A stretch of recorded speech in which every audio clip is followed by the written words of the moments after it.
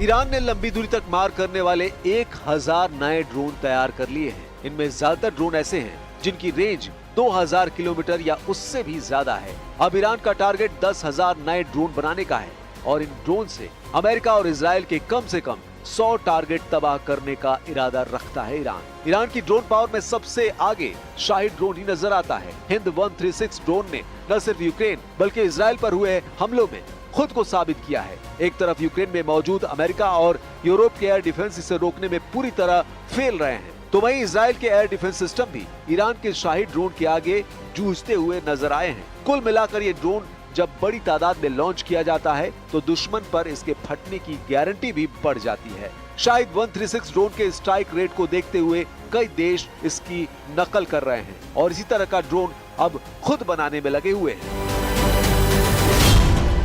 इसमें न सिर्फ रूस और यूक्रेन शामिल है बल्कि बेलारूस, चीन, तुर्की, वेनेजुएला, सूडान, इथियोपिया, यमन और उत्तर कोरिया के बाद अब अमेरिका और इजराइल भी शामिल है। ये पूरा खेल रिवर्स इंजीनियरिंग का है।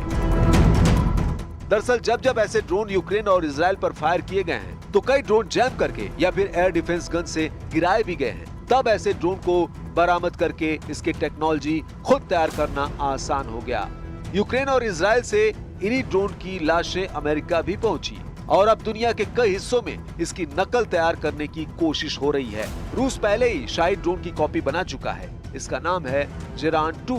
गहरे सुरमई रंग के इस ड्रोन को देखिए, ये रूस का शाहिद ड्रोन है। रूस ने इस साल 9 मई की विक्ट्री परेड में अपने कई ड्रोन के साथ शाहिद ड्रोन की कॉपी को भी शामिल किया। ट्रक पर रखा ये जिरान 2 दरअसल ईरान के शाहिद ड्रोन की ही कॉपी है, जिसने यूक्रेन के कई शहरों को निशाना बनाया है और लगातार बनाता जा रहा है।